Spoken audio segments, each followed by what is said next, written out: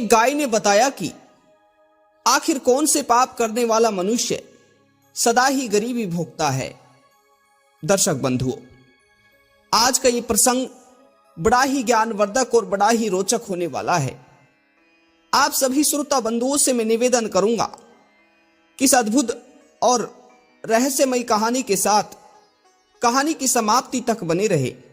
मित्रों, आज की इस कहानी में एक गाय ने अपने मुंह से बताया है कि जो भी मनुष्य ये पाप करते हैं तो वे सदा ही गरीब रह जाते हैं और कई सारे दुखों को भोगना भी पड़ता है।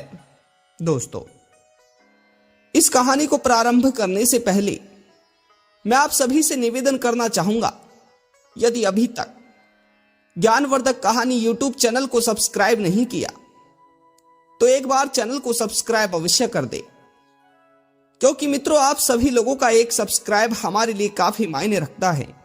दोस्तों, आइए इस कहानी के माध्यम से जानते हैं कि आखिर कौन से पाप करने वाला मनुष्य सदा ही गरीबी भोगता है। मित्रों, बनासपुरी नामक एक गांव में एक रामू नाम का एक किसान रहा करता था।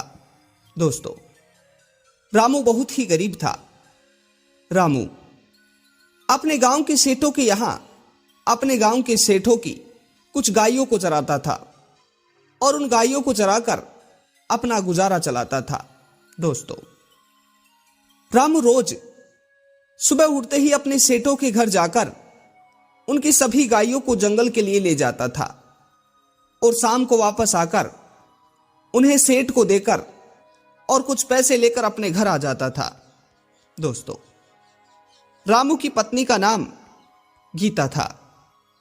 रामू अपनी पत्नी गीता से बहुत अधिक प्रेम करता था।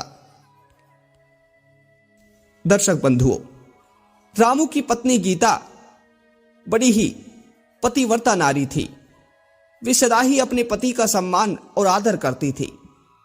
और मित्रों, किसी ने सत्य ही कहा है कि पति का आदर सम्मान करने वाली स्त्री घर की गृहिणी ही मानी जाती है। दोस्तों, इस तरह से अब रामू बेचारा जो भी कमाता था और जो भी शाम को घर लेकर आता था तो उससे बस उन दोनों पति और पत्नी का पेट भर जाया करता था। अब तो रामू गायों को चराने के साथ साथ ही अपने खेतों में भी काम करने लगा था। दोस्तों, क्योंकि जहां पर सेठों के यहां गाय चराता था वहां से अच्छा मुनाफा नहीं हो रहा था, तो रामू ने क्यों ना सोचा कि यदि मैं अपने खेतों में भी काम करूंगा तो मुझे अच्छा मुनाफा हो जाएगा।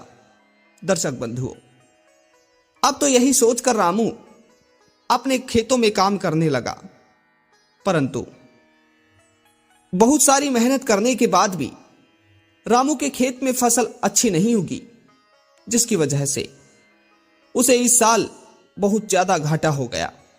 दर्शक बंधुओं, अब तो बेचारा रामू अपने घर में अपनी पत्नी के पास रात में बैठा बैठा अपने भाग्य को कोसने लगा।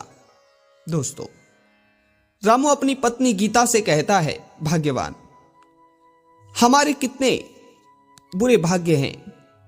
पता नहीं हमने पूर्व जन्म में न जाने कितने कठोर तो पाप किए होंगे, जिनकी सजा आज हमें धन आने को लेकर भुगतनी पड़ रही है। दर्शक बंधु, उधर रामू की पत्नी गीता अपने पति के स्वाभिमान को कम नहीं होने दे रही थी। तभी गीता अपने पति रामू से कहती है, अजी सुनते हो, आप इतना भी परेशान ना हो। गरीबी और अमीरी ये तो मनुष्य के भाग्य का खेल है और यह चक्कर तो हर मनुष्य पर फिरता है। भला आप अपने आप को इतना दुखी क्यों कर रही हो। दर्शक बंधु, उसके बाद तो रामू दूसरे दिन से ही सुबह उठते ही अपने सेठ के घर चला जाता है और अपनी सेठ की सभी गायों को चराने के लिए जंगल में चला जाता है। दोस्तों, उधर रामू सारे दिन जंगल में एक पेड़ के नीचे बैठकर अपने सेठ की सारी गायों को चराता है और उसके बाद जैसे ही दिन ढलने को था तो रामू अपने सेठ की सारी गायों को वापस लेकर अपने सेठ के घर आ जाता है और और सेठ के घर आकर सेठ की सभी गायों को एक एक कर कर गिनवा कर अपने कुछ बचे कुचे पैसे लेकर और अपनी पत्नी के लिए भोजन लेकर अपने घर आ जाता है। मित्रों, अब तो कई दिनों तक इसी तरह चलता रहता है। उसके बाद एक दिन क्या होता है कि रामू अपनी सेठ के घर जाता है और सुबह सुबह अपने सेठ की सारी गायों को गिन लेता है। रामू जब उन गायों को गिनता है तो वे सारी गाय 99 गाय थी। दोस्तों, अब तो रामू अपने सेठ से उन 99 गायों को चराने का ही पैसा लेता था। अब गायों को गिनने के बाद में रामू अपनी सेठ की सभी गायों को लेकर जंगल की तरफ चले जाता है। मित्रों, अब उधर रामू वहां जाकर एक पेड़ की छाया में बैठ जाता है और उसके सामने ही सेठ की सभी गायें चर रही थी। मित्रों, उसके बाद देखते ही देखते शाम हो जाती है। तभी रामू सेठ के यहां जाने को मुंह करता है। मित्रों, उसके बाद रामू को याद आता है कि मुझे एक बार गायों को गिन लेनी चाहिए। यदि कोई गाय इधर उधर हो गई तो सेठ मुझसे गायों का पैसा ले लेगा और सेठ मुझे आज की कमाई भी नहीं देंगे। मित्रों, उसके बाद में रामू अपने सेठ की सभी गायों को गिनता है। जब रामू एक एक गाय को गिनता है तो रामू देखता है कि वे सारी गायें 99 नहीं बल्कि पूरी 100 गाय थी। मित्रों, अब उन गायों को गिनने पर जब 100 गाय निकली तो रामू को यह सोचकर अजीब लगा। रामू ने अपने मन ही मन सोचा, अरे ये सेठ जी तो मुझसे धोखा कर रहे हैं। मैं तो सेठ जी की 99 गायों को चराने का ही पैसा लेता हूं, परंतु ये तो पूरी 100 गाय है। मित्रों, उसके बाद में रामू उन सभी गायों को लेकर अपने सेठ के घर चला जाता है। दर्शक बंधुओं, अब तो सेठ के घर जाते ही रामू अपने सेठ को बुलाता है और सेठ से कहता है, सेठ जी, आपने तो मुझे वास्तव में धोखा ही दिया है। मित्रों, उसके बाद में रामू की यह अजीब बात सुनकर सेठ को कुछ अच्छा नहीं लगा। तभी सेठ ने रामू से कहा, अरे रामू, ये तुम कैसी बातें बोल रही हो? बताओ आखिर क्या बात है?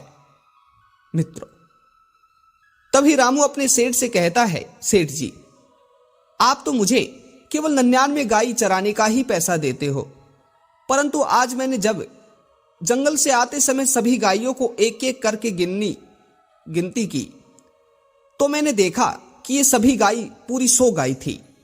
सेठ जी, अब आप ही बताइए, मैं ठहरा एक गरीब और लकड़हारा इंसान और आप मुझे केवल 99 गाय चराने का ही पैसा देते हो। दर्शक बंधुओं, यह सुनकर उस सेठ को कुछ अच्छा नहीं लगा। तभी सेठ ने रामू से कहा, अरे रामू, मुझे लगता है कि तुमसे कोई गलती हुई है। चलो एक बार तुम फिर से इन सभी गायों को एक एक करके गिनती करो।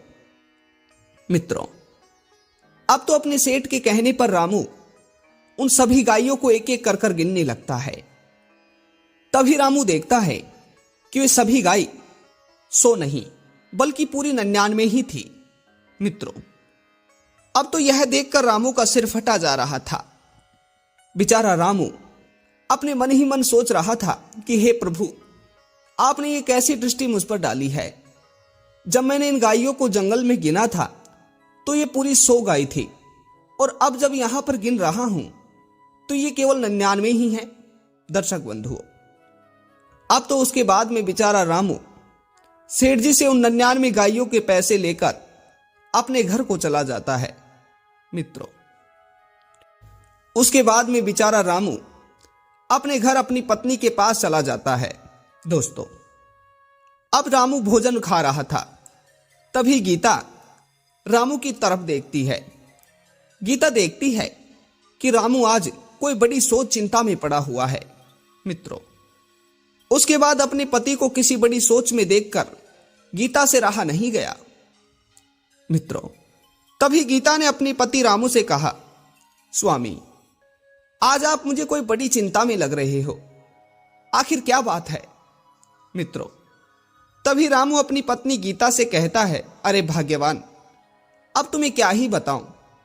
आज जब मैं सेठ जी के यहां से गायों को लेकर गया था तो वे गाय वास्तव में 99 ही थी, और जब मैंने वहां जंगल से लौटते समय उन्हें गिना तो वे पूरी 100 गाय थी। परंतु भाग्यवान, जब मैंने यहां आकर सेठ के यहां जब वापस गायों को गिना तो वे वापस 99 ही थी।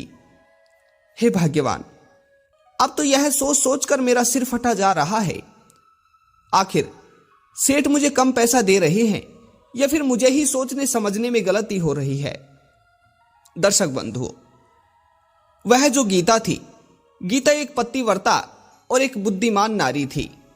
दोस्तों, उसके बाद में गीता अपनी पति रामू से कहती है, स्वामी, मुझे लगता है कि ना ही इसमें सेठ जी की गलती है और ना ही इसमें आपकी गलती है। मुझे तो यह लगता है कि कोई जंगली गाय आपके वहां पर जाने के बाद सेठ जी की गायों के साथ मिलकर चारा चर लेती है, और जब आपने उसे गिना होगा तो वह 100 गाय निकली होंगी। जब आप यहां पर सेठ की गायों को लेकर आ रहे थे तो हो सकता है कि बीच में वह गाय जंगल में ही रुक गई हो।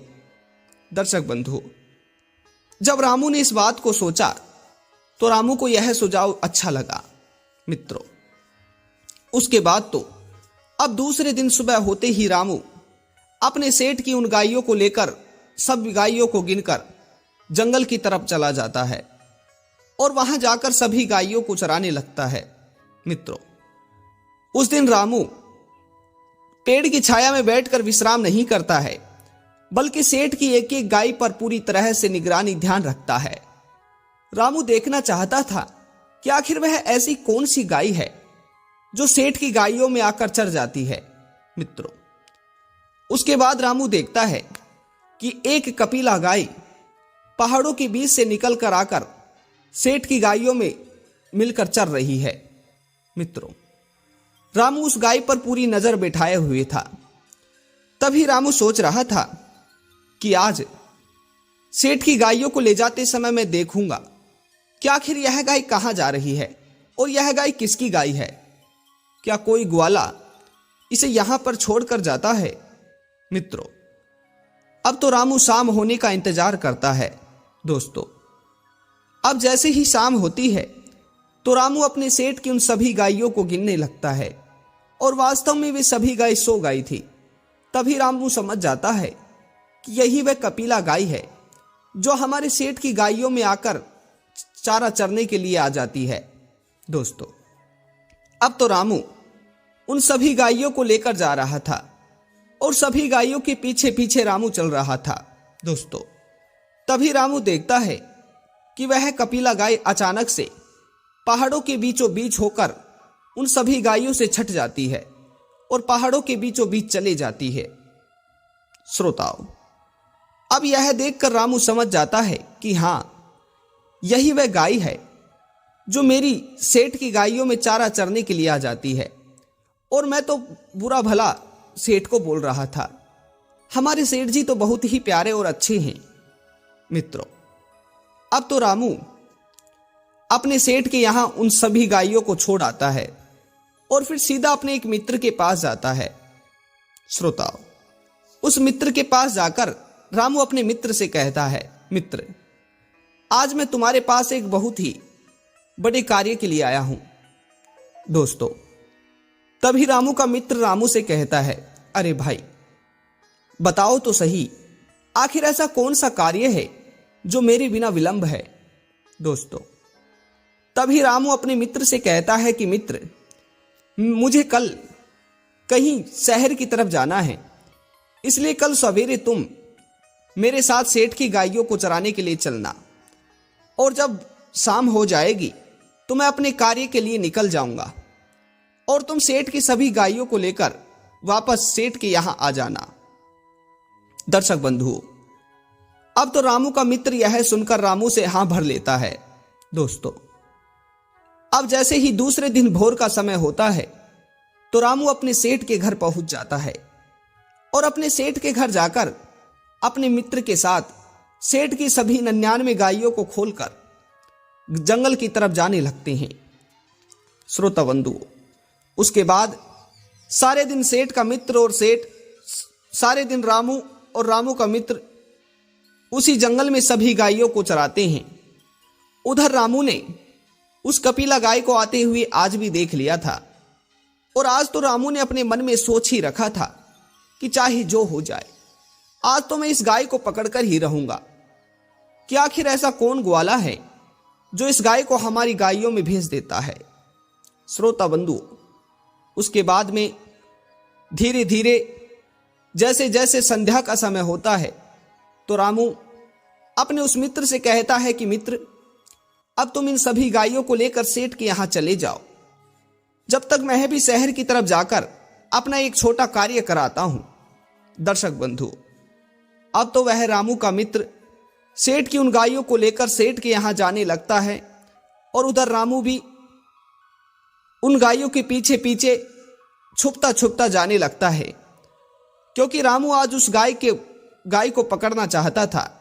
श्रोता बंधु, उसके बाद में जैसे ही वे पहाड़ आते हैं तो रामू देखता है कि वह कपिला गाय अचानक से सेठ की गायों में से छटकर उस पहाड़ों के पीछे चली जाती है। मित्रों, अब तो उस गाय को जाते देख रामू भी उस गाय के पीछे पीछे जाने लगता है। दोस्तों, आगे चलकर रामू देखता है कि वह गाय एक गहरी गुफा में घुस जाती है।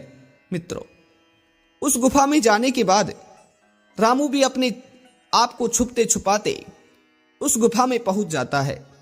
दोस्तों, अब वहां जाकर रामू क्या देखता है कि वह गाय उस गुफा के भीतर जाकर खड़ी हो जाती है और उस गाय के ठीक सामने एक महापुरुष विद्वान संत बैठे हुए हैं।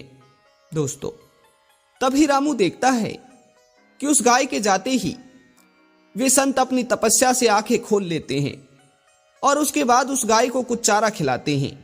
फिर वे संत अपने एक बाल्टी लेकर गाय का दूध निकालते हैं। दोस्तों, तभी वह गाय अपने सोने का गोबर करती है। दोस्तों, जब उस गाय ने सोने का गोबर किया तो यह देखकर रामू को अपनी आंखों पर विश्वास नहीं हुआ। दर्शक बंधुओं, उसके बाद में रामू यह देख ही रहा था कि उधर वह संत अपने संध्या के भोजन के लिए कुछ लकड़ियों की तलाश करने के लिए गुफा से बाहर चला जाता है। मित्रों, उस गाय के इस अजीब और गरीब दृश्य को देखकर रामू ने उस गाय को कोई देवी ही समझा। मित्रों, उसके बाद में रामू उस गाय के पैरों में जाकर गिर जाता है और उस गाय से कहता है कि हे गाय मां, आज मैंने आपकी शक्ति और दिव्य करीमाती को देख लिया है। हे मां, मैं बहुत गरीब हूं, मैं एक गरीब ग्वाला हूं। हे मां, पूरे गांव में मुझसे गरीब कोई नहीं है। मैं अपने सेठों की गायों को चराकर अपना पेट पालता हूं और मां, आपने भी तो 3 दिन मेरे साथ जंगल में चारा चरा है। हे मां, आप मेरे लिए कुछ अवश्य करो।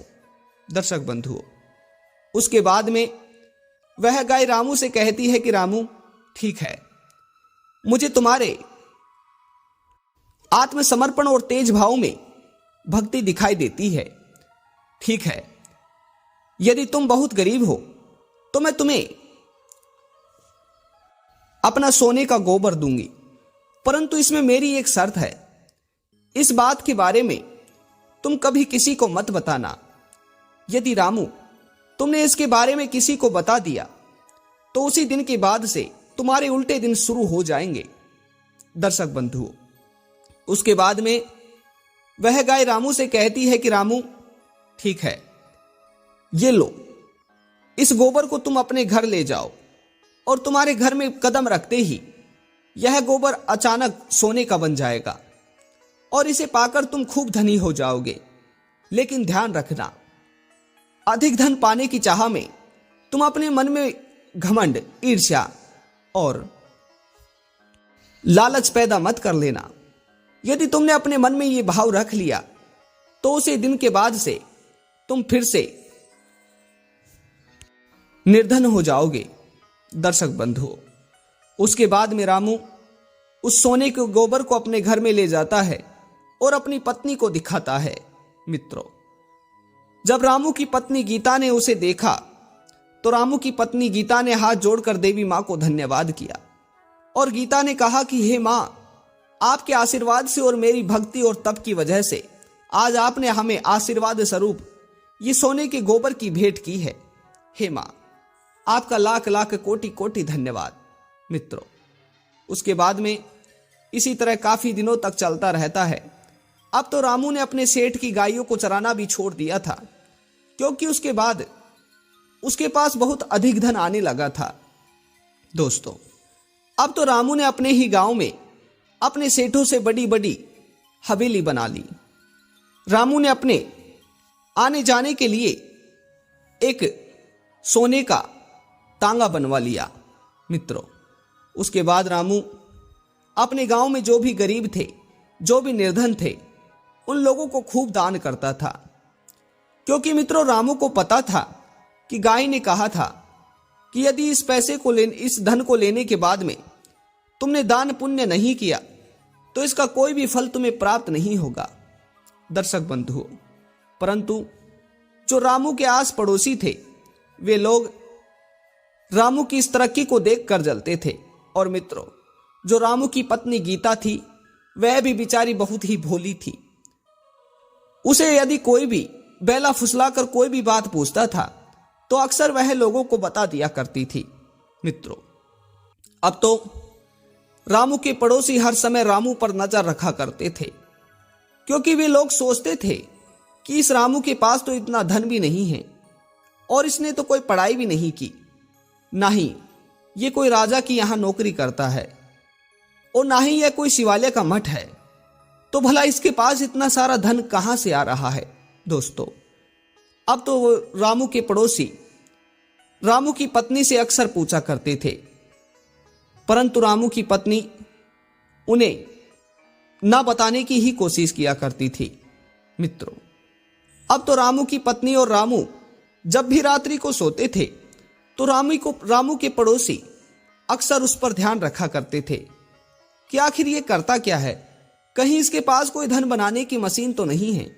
मित्रों, उसके बाद जब भी रामू अपने घर में पूजा पाठ करता था तो उस समय भी रामू के पड़ोसी उस पर नजर रखा करते थे कि कहीं कोई आध्यात्मिक रूप से तो यह धन नहीं कमाता।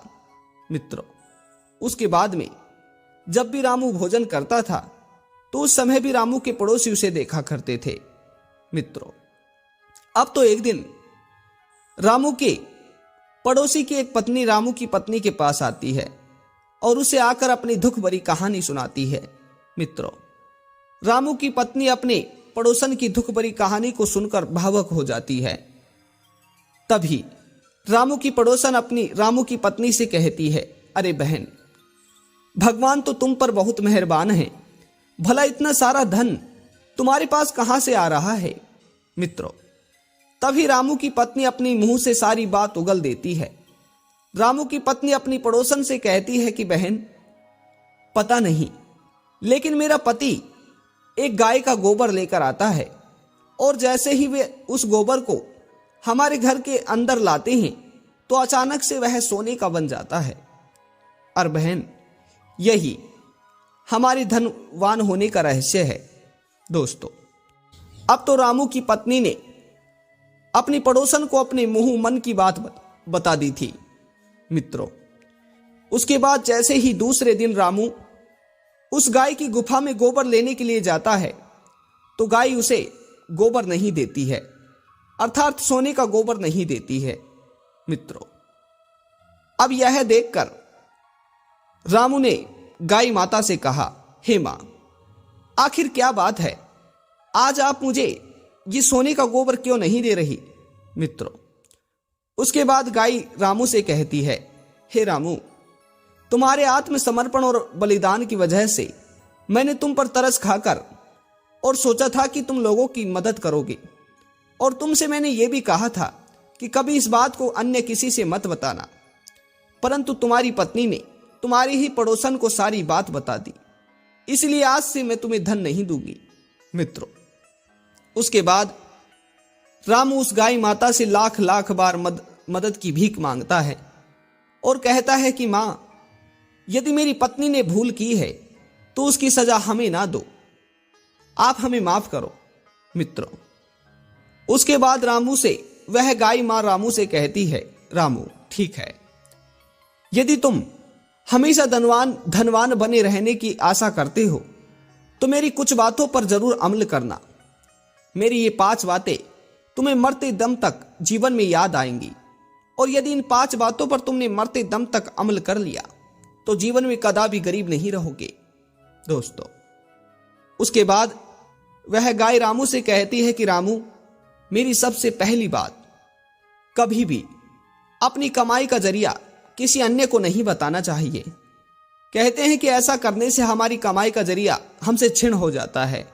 दूसरी बात, कभी भी किसी अन्य के सामने भोजन नहीं करना चाहिए। कहते हैं कि ऐसा करने से मां अन्नपूर्णा का अपमान माना जाता है। रामू, मेरी तीसरी बात, कभी भी पूजा पाठ और अनुष्ठान किसी अन्य के सामने नहीं करना चाहिए। मान्यता है कि ऐसा करने से पूजा पाठ का फल हमें नहीं बल्कि उस अन्य व्यक्ति को, देखने वाले को मिलता है। रामू, मेरी चौथी बात, कभी भी रात्रि में पति पत्नी यदि सोए हो तो किसी अन्य ना देखे, इस तरह से सोना चाहिए। हे रामू, मेरी 5वीं बात, यदि कभी भी तुम किसी गरीब अर्थात निर्धन को दान कर रही हो तो दान इस प्रकार से करो कि यदि बाएं हाथ से दान दे रहे हो तो दाएं हाथ को भी पता नहीं चलना चाहिए। कहते हैं कि दान देने के बाद में जो लोग बड़ाई करते हैं, उस बात को जोर जोर से लोगों को बताते हैं तो उस दान का कोई फल प्राप्त नहीं होता। इसीलिए तो कहते हैं कि गुप्त दान महादान। हे रामू, यदि इन 5 बातों पर तुमने अपने जीवन में अमल कर लिया तो जीवन में कभी भी तुम्हें गरीबी नहीं सताएगी। और अक्सर ये गलतियां करने वाले लोग ही अपने जीवन में गरीब रह जाते हैं श्रोता बंधुओं। उसके बाद में गाय माता रामू को ये सारी बातें बता देती है। उस दिन के बाद रामू अपनी पत्नी को ये सारी बातें जाकर बता देता है। अब तो रामू और रामू की पत्नी इन बातों पर ठीक तरह से अमल करते हैं। और तो और रामू अपने गांव के हर किसी को इन बातों पर अमल करने के लिए भी कहता है और खूब दान पुण्य करता है दोस्तों। तो ये कहानी आप सभी मित्रों को, दर्शक बंधुओं को कैसी लगी, हमें कमेंट बॉक्स के माध्यम से जरूर बताइएगा। और एक बार पुनः मिलते हैं ऐसी ही रोचक और अद्भुत कहानी के साथ। तब तक आप सभी मित्रों का बहुत बहुत धन्यवाद। जय श्री कृष्णा, राधे राधे।